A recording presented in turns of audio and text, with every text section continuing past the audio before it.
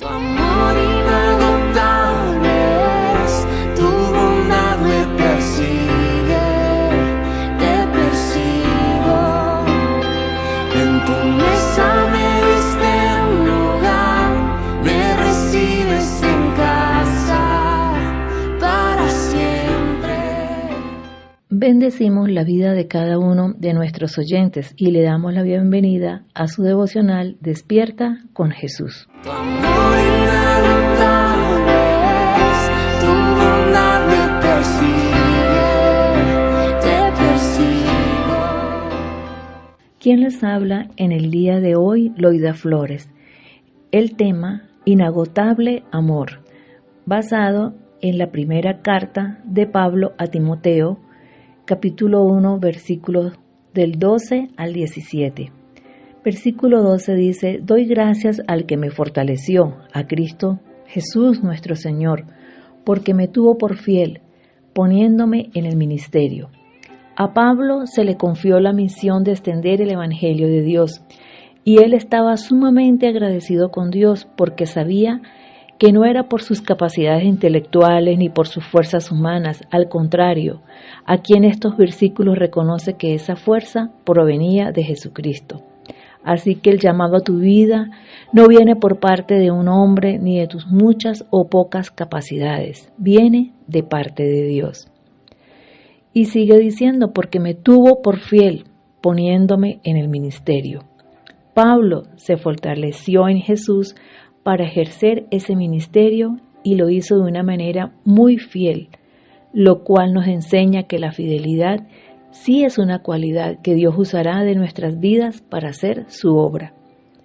Cada creyente ha sido llamado a hacer un servicio de Jesús y la fidelidad es algo que Él espera de sus servidores.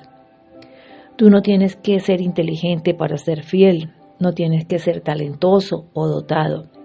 La fidelidad se alcanza cuando nos fortalecemos en Jesús, de manera que cada uno de nosotros puede ser fiel en donde Dios le ha puesto. El versículo 13 dice: habiendo yo sido antes blasfemo, perseguidor e injuriador, mas fui recibido a misericordia porque lo hice por ignorancia en incredulidad. Desde el punto de vista humano, el pasado de Pablo lo descalificaba para servir a Dios. Sin embargo, Dios no lo descalificó, al contrario, la gracia, la misericordia, el amor inagotable de Dios fueron suficientes para cubrir su pasado. De manera, amado oyente, que no debemos permitir que Satanás, el acusador de los hermanos, nos acuse diciéndonos que nuestro pasado nos incapacita para ser utilizados por Dios. Pablo le escribe a Timoteo en esta carta animándole y dándole razones para quedarse en Éfeso y que continúe con el ministerio que le ha sido encomendado de parte de Dios. Probablemente porque Timoteo se sentía indigno o incapaz para hacer la obra de Dios. Pablo le dice: si hay alguien que no deba ser digno de ser tomado en cuenta, ese debo ser yo. Sin embargo, Dios encontró la manera de usarme y Él te usará a ti también si te fortaleces en Él y eres fiel. Pablo sentía, y con merecida razón, que sus pecados eran peores porque él fue responsable por la muerte, encarcelamiento y sufrimiento de muchos cristianos, a quienes persiguió antes de que su vida fuera cambiada por Jesús.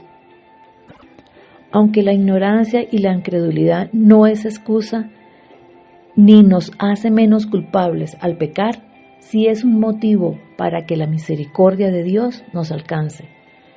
Pues no fue la ignorancia de Pablo acerca de Jesucristo lo que lo salvó, sino la abundante gracia de Dios en él. En Romanos capítulo 5, versículo 20, el mismo Pablo dice: la ley de Dios fue entregada para que toda la gente se diera cuenta de la magnitud de su pecado. Pero mientras más pecaba la gente, más abundaba la maravillosa gracia de Dios. Entonces, así como el pecado reinó sobre todos y los llevó a la muerte, ahora reina en cambio la gracia maravillosa de Dios, la cual nos pone en una relación correcta con Él y nos da como resultado la vida eterna por medio de Jesucristo nuestro Señor. Palabra fiel y digna de ser recibida por todos. Esta frase es una declaración de gran importancia que debemos atesorar en nuestros corazones. Es una verdad que todos deben creer. Le dice Pablo a Timoteo: Jesucristo vino a este mundo para salvar a los pecadores del castigo que merecen, y yo soy el peor pecador de todos, pero Dios fue bueno y me salvó.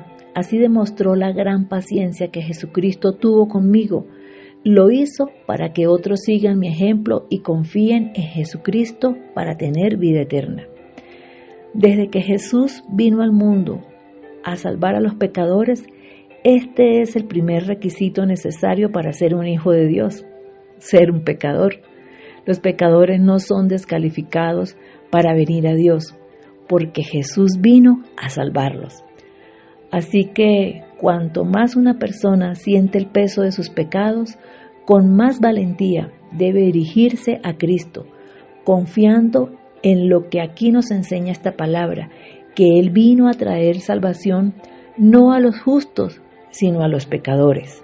Si un hombre tan malo como Pablo recibió misericordia, significa que la puerta está abierta para otros que no han sido tan malos pecadores como lo fue Pablo. La paciencia de Cristo mostrada en Él es un ejemplo que explica que Dios ama salvar a los pecadores. Hace que todo pecador tenga esperanza en el trabajo que Dios puede hacer en cada uno de nosotros. En el versículo 17 dice: por tanto, al Rey de los siglos, inmortal, invisible, al único y sabio Dios, sea honor y gloria por los siglos de los siglos. Amén. Pablo llegó a conocer tanto a Dios que no podía pensar en lo malo que él era, y en cuán grande era la salvación de Dios, y en cuán grande era el amor de Dios, que no tuvo más que caer rendido en una alabanza y adoración espontánea para Él. Esto nos muestra que si tenemos problemas para adorar a Dios es porque no lo conocemos lo suficiente. La grandeza y el inagotable amor de Dios es lo que le hace digno que le adoremos, sabiendo que es Jesús quien nos fortalece para ser fieles en su obra. Oremos. Amado Dios, no hay palabra para expresar cuán agradecido estamos contigo, porque siendo aún pecadores, tu gracia, tu amor y tu misericordia nos alcanzó.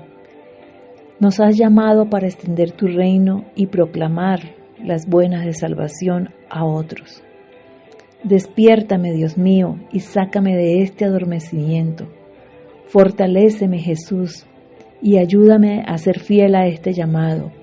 Quita el temor y la culpa de mí que no me dejan avanzar.